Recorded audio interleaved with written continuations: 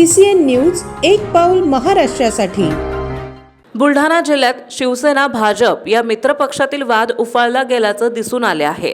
चिखली येथे झालेल्या शिवसेना पक्षप्रवेश सोहळ्यात शिवसेनेचे बुलढाण्याचे आमदार संजय गायकवाड यांनी भाजप कार्यकर्त्यांना 150 कोटींची कामे दिल्याचं सांगितले। मात्र यावरच भाजप जिल्हाध्यक्ष विजयराव शिंदे यांनी आक्षेप घेतला आहे। 150 काय 1.5 कोटीची कामेही कार्यकर्त्यांना मिळाली नाही असा आरोप करत चिखली मतदारसंघात आमदार श्वेता महाले यांनी अनेक कामे सेनेच्या कार्यकर्त्यांना दिली। इतकेच नाही तर 35 कोटीच्या कमिशनवर बोलताना ते म्हणाले की खरंच कमिशन सोडले असते तर आमदार गायकवाड यांच्या कार्यकर्त्यांकडे 35 डिफेंडर असल्या असत्या। कमिशन मधून डिफेंडर कार खरेदी केल्याचा उल्लेखही त्यांनी पुन्हा केलाय। चिखली विधानसभा मतदारसंघात ऑपरेशन टायगर सुरू आहे का असा प्रश्न विचारला असता बुलढाण्यातही ऑपरेशन लोटस सुरू होईल असा विश्वास त्यांनी बोलून दाखवलाय। एकंदरीतच आमदार गायकवाड यांच्या नेतृत्वात होत असलेल्या शिवसेना पक्ष प्रवेशानंतर भाजप सेना संघर्ष तीव्र होताना दिसून येत आहे। ते म्हणतात जे त्याची फॉर्मेटिंग आहे म्हणजे एक रचना आहे की ऑनलाईन टेंडर करणे त्याचं कमी आहे त्यांना देणे कार्यकर्त्यांना कुठून हे काम देत असतील। अहो मागच्या 5 वर्षाचा इतिहास तुम्ही पहा। BNCचा एकही काम बिलो जात नाही आहे।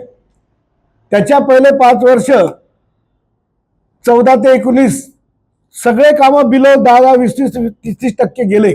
म्हणजे कॉम्पिटिशन होत होती। आता कॉम्पिटिशनच होत नाही। मी सांगितलं याला काम देऊन टाका, देऊन टाकलं। तिथे कॉम्पिटिशन होत नाही। किती एकही काम आज बिलो जात नाहीये। शासनाचं नुकसान होतं याचा प्रश्न सगळे टेंडर भरले जात आहे। हो, आणि त्याला अधिकारी वर्ग प्रशासनही त्याला कारणीभूत आहे। असं असताना हे सिद्ध नाही होत ना की म्हणजे बिलो असला पाहिजे म्हणून असला टेंडर असेल त्याला दिल्या जाते। असं बरोबर आहे ना, हीच पद्धत आहे। परंतु बिलो टेंडर जात का नाहीये हाही प्रतिप्रश्न आहे ना। एखाद्या वर्षी जाणार नाही, एखाद्या कामात जाणार नाही। म्हणजे तुम्हाला असं म्हणायचं पत्रकार परिषदेचं जे आयोजन आहे ते आमदार संजय गायकवाड यांनी काल चिखली येथे केलेल्या वक्तव्याचा भारतीय जनता पक्षाकडून खुलासा करण्यासाठी या ठिकाणी आजची पत्रकार परिषद बोलावलेली आहे। काल संजय गायकवाड यांनी पत्रकारांशी बोलताना असं म्हटलं की बुलढाण्यामध्ये भारतीय जनता पक्षाच्या कार्यकर्त्यांना मी 150 कोटींची कामं आजपर्यंत दिली। त्यांचं हे वक्तव्य म्हणजे चोराच्या उलट्या बोंब आहे।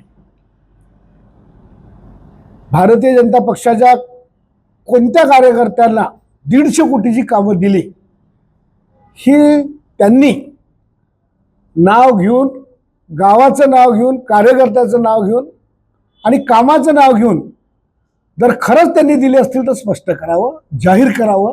आणि हे आव्हान त्यांना मी देतोय की त्यांनी ते नावं जाहीर करावी। भाजपमध्ये येण्याची शक्यता किती वाटते तुम्हाला या 2-4 वर्षामध्ये?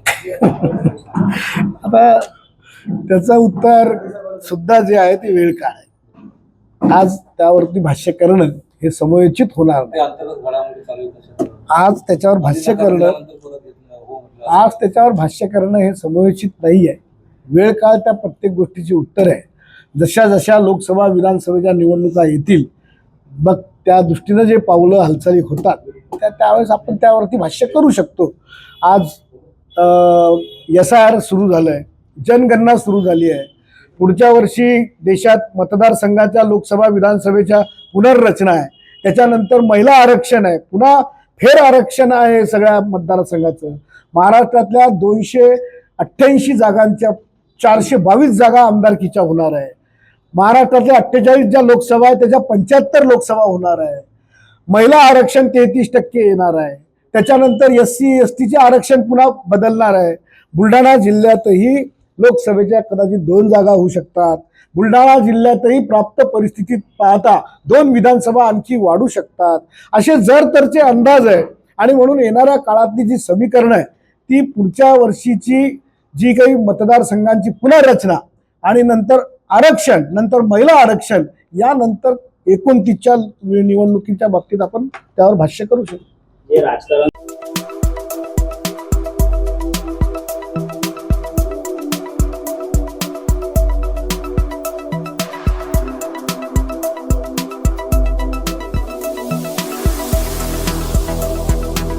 तसेच आपल्या भागातील महत्त्वाच्या बातम्या पाहण्यासाठी CCN न्यूज डेस्क चॅनलला सबस्क्राईब करा आणि बेल आयकॉन प्रेस करा.